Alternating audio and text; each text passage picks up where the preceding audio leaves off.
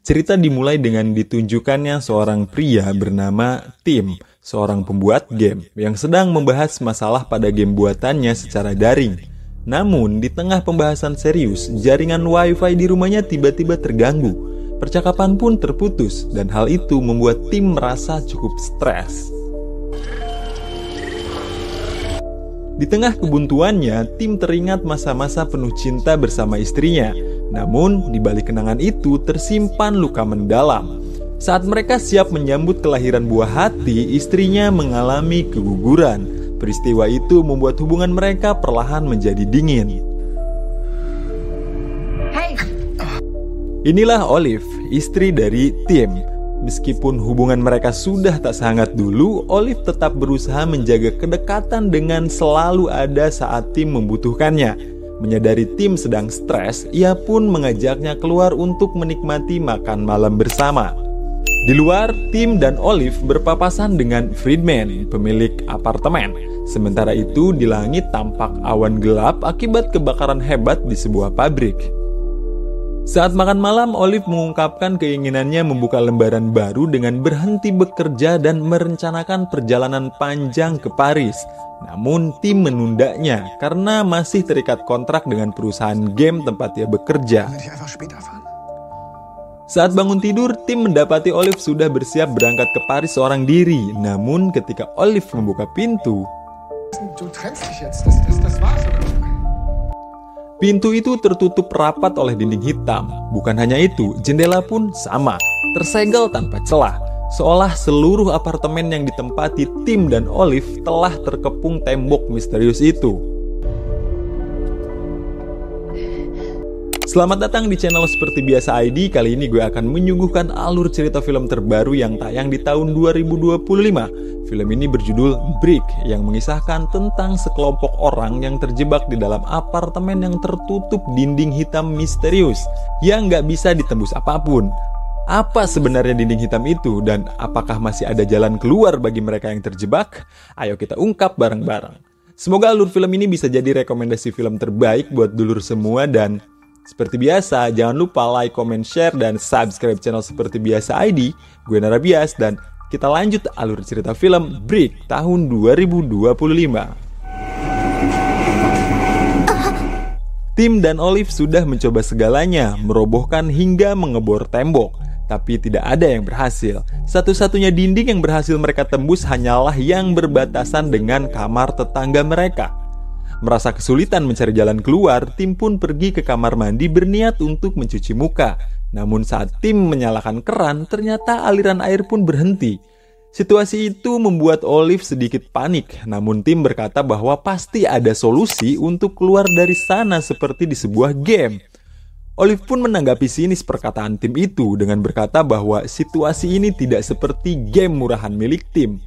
Ucapan itu pun membuat Tim tersinggung dan memicu pertengkaran. Tim yang kesal pun melempar ponselnya ke dinding hitam itu, dan saat berusaha menenangkan diri, Tim melihat serpihan ponselnya menempel pada dinding hitam itu. Olive yang melihat hal itu mendekat ke arah Tim sambil membawa segelas kopi dan memohon maaf atas perkataan kasarnya. Kemudian Tim menunjukkan apa yang ditemukannya. Olive pun menempelkan beberapa logam ke dinding itu dengan harapan bisa menemukan petunjuk untuk membuka dinding itu. Namun dinding hitam itu mementalkan semua logam yang menempel dan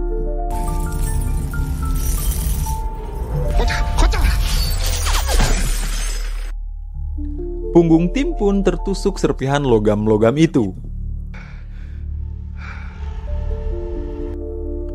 Saat Tim dan Olive sedang duduk tenang, dari arah kamar apartemen tetangganya terdengar suara teriakan seperti sebuah pertengkaran.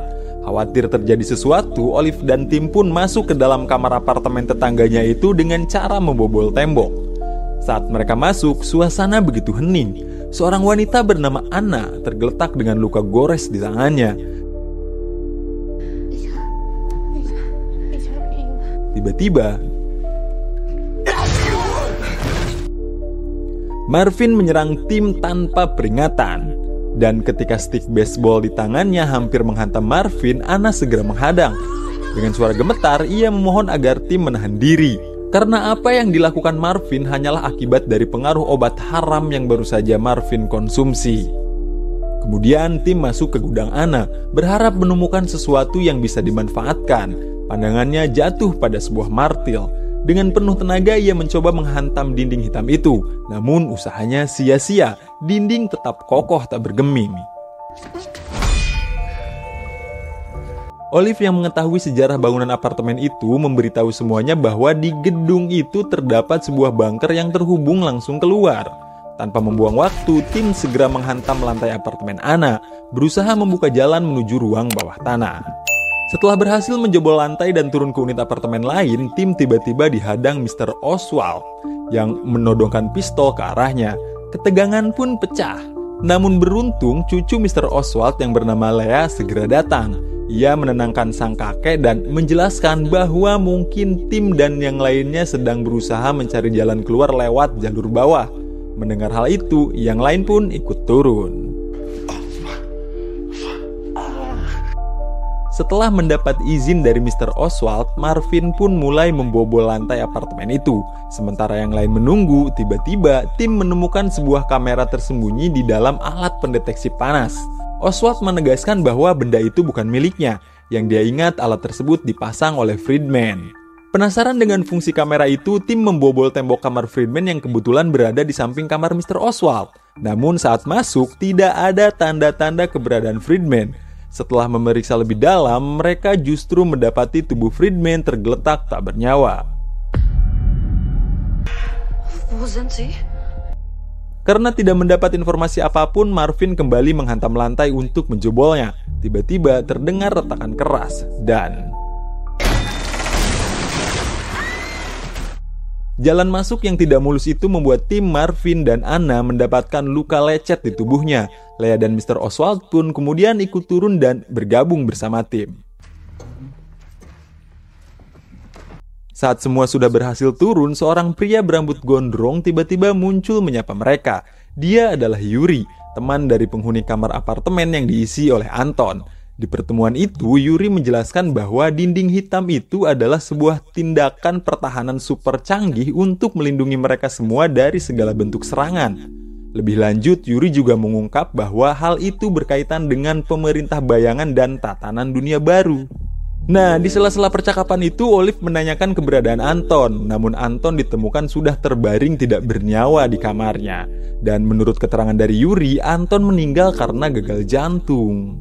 Saat Tim dan yang lainnya melanjutkan perjalanan menuju bunker, Lea menemukan tumpukan kertas berisi hitung-hitungan dan pola kode yang tampak rumit.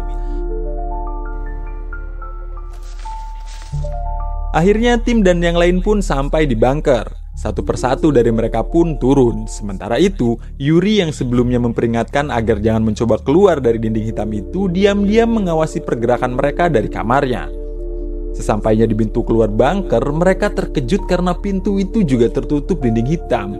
Marvin yang emosi dengan situasi itu merampas pistol Mr. Oswald dan melepas tembakan ke arah dinding itu. Namun tidak lama setelah itu, peluru yang ditembakkan memantul ke arah mereka. Refleks semuanya menunduk, tapi tidak dengan Mr. Oswald. Kondisinya yang sudah tua renta membuat refleksnya melambat, sehingga Mr. Oswald pun terkena pantulan peluru itu dan tepat di dadanya.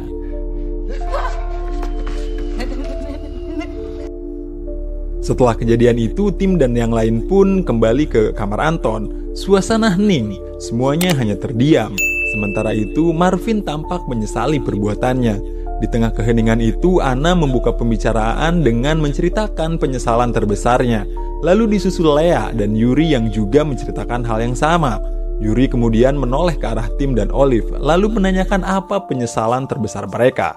Dengan tatapannya, Tim memberi kode agar Olive tidak menceritakan penyesalan dan rasa bersalah mereka.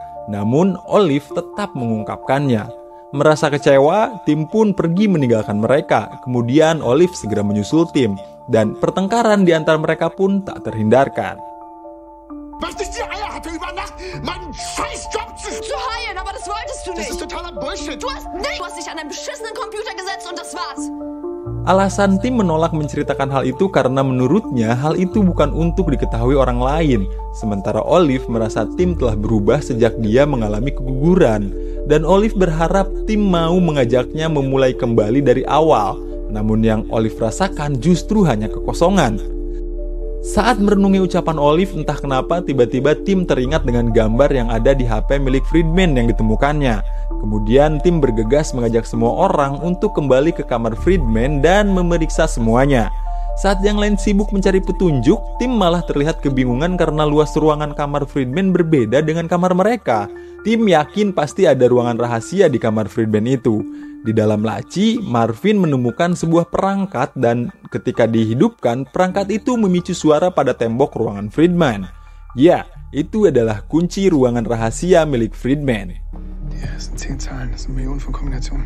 Kemudian Tim pun meniupkan tepung pada perangkat itu dan kombinasi kode pun terlihat, sehingga pintu ruangan rahasia itu pun berhasil dibuka. Halo? Sementara itu, Olive dan Leah yang mencari petunjuk di kamar Anton memeriksa tumpukan kertas milik Anton. Di sana, Olive menemukan kartu nama yang menunjukkan bahwa Anton bekerja di perusahaan Nano Defense. Saat Olive dan Leah sedang membahas hal itu, tiba-tiba Anna muncul dan memberitahu mereka tentang ruangan rahasia yang ditemukan oleh Tim. Yuri pun meninggalkan Leah dan segera ikut berkumpul di ruang rahasia itu termasuk Yuri. Dan rupanya ruangan rahasia itu berisi layar monitor dan rekaman semua aktivitas penghuni gedung apartemen. Alles aufgezeichnet. Die hat alles gestreamt für die Superheldenfirma in einer Stunde 6. Yuri yang diam-diam kembali ke kamar Anton memergoki Leah yang sedang memeriksa jasad Anton. Dan saat Leah mengetahui ada bekas luka merah di leher jasad Anton, Yuri pun langsung menyerang Leah. Menyadari Leah dan Yuri tidak bersama mereka, Olive membuat Marvin berinisiatif menghampiri Leah. Namun, saat kembali ke kamar Anton, Marvin menemukan Leah sudah terbujur tak bernyawa. Bersamaan dengan itu, Tim menemukan sebuah rekaman yang memperlihatkan Yuri sedang menyerang Anton. Dan rekaman itu membuat Tim sadar bahwa Leah dan Marvin sedang dalam bahaya. Tim pun bergegas menyusul Marvin dan sesampainya di sana ternyata benar. Tim mendapati Marvin sedang bertarung dengan Yuri. Tim pun segera membantu Marvin dan pada akhirnya berhasil melumpuhkan Yuri. Saat Tim menggeledah tas Yuri, dia menemukan sebuah buku tentang Perang Dunia Ketiga. Setelah itu, Tim meminta Marvin untuk menjaga Yuri. Sementara Tim pergi menghampiri Olive yang masih di dekat jasad Leah. Olive menyimpulkan bahwa Yuri sengaja menghabisi Leah karena mungkin Leah menemukan sesuatu yang sangat penting. Anna yang mendengar hal itu berinisiatif untuk memeriksa CCTV di kamar Friedman. Olive kemudian menunjukkan kartu nama Anton yang ternyata bekerja di perusahaan Nano Defense. Dari titik ini semuanya mulai terhubung. Kebakaran besar yang terjadi kemarin siang bukanlah kebakaran biasa, melainkan insiden di perusahaan Nano Defense yang bergerak di bidang pertahanan. Dan Epsilon Wall, dinding hitam misterius yang mereka hadapi, merupakan proyek rahasia perusahaan sebagai sistem perlindungan dari segala jenis serangan. Lebih mengejutkan lagi, Yuri akhirnya mengungkap kebenaran yang tak pernah mereka bayangkan. Yuri mengatakan bahwa di luar sana perang besar sedang berlangsung. Alasan Yuri menghabisi Anton akhirnya terungkap. Yuri yakin di luar sana tengah berlangsung perang besar, sehingga keluar dari perlindungan dinding hitam hanya berarti bunuh diri.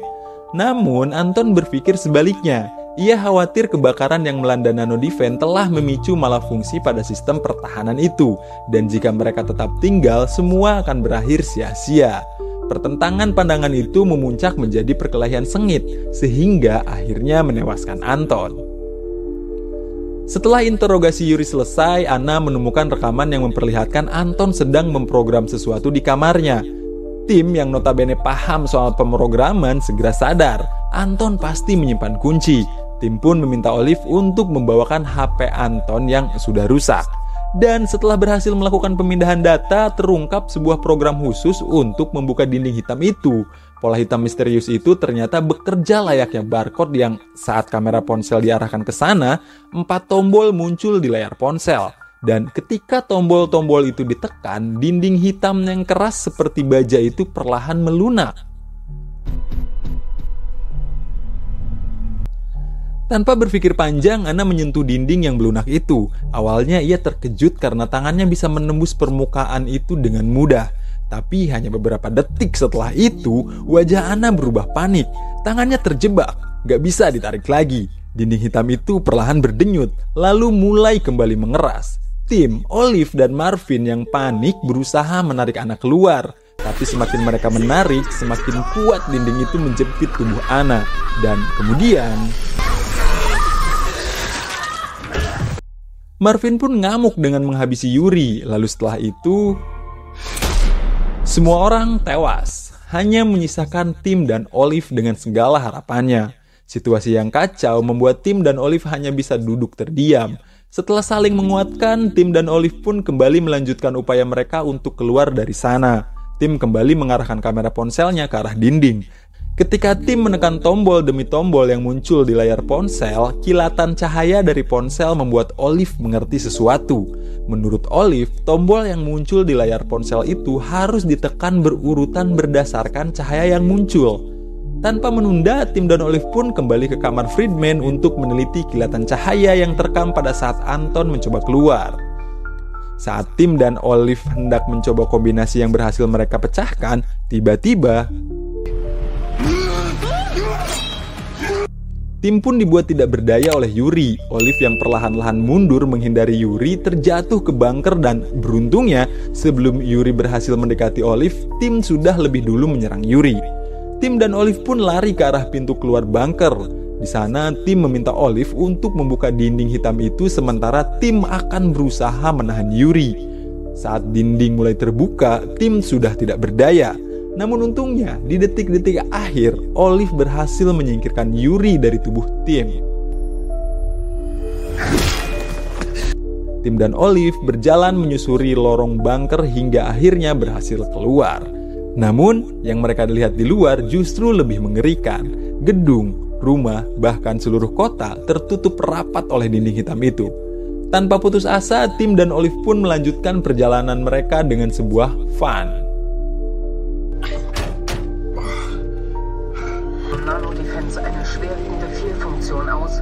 Film pun selesai. Tamat. Film ini bukan sekedar kisah tentang orang-orang yang terjebak di balik dinding hitam misterius. Lebih dari itu, film ini menggambarkan bagaimana manusia diuji ketika harapan hampir hilang. Dari Tim dan Olive, kita belajar bahwa kehilangan bisa merapuhkan suatu hubungan. Namun justru di tengah tekanan, mereka menemukan alasan untuk selalu bertahan bersama.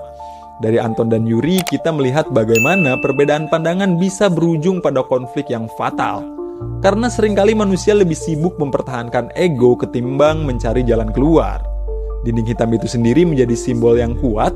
Batasan bukan hanya soal fisik, tapi juga batin. Takut, trauma, dan penyesalan bisa menjadi penjara yang sangat mengerikan. Dan pada akhirnya, film ini menyampaikan pesan sederhana yang cukup penting. Kita bisa terus berlari dari kenyataan, tapi pelarian hanya membuat kita semakin terjebak. Hanya keberanian yang mampu menuntun kita untuk benar-benar menghadapi kenyataan. Oke, itu aja alur film yang bisa gue suguhkan di kesempatan kali ini. Semoga menjadi rekomendasi film seru buat dulur-dulur sekalian. Makasih buat yang udah nonton. Jangan lupa like, comment, share, dan subscribe channel Seperti Biasa ID, tempat dimana film gak cuma diceritain, tapi juga dirasain. Cerita gak akan berhenti selama lo masih di sini. Gue Narabias, kita ketemu lagi di video selanjutnya.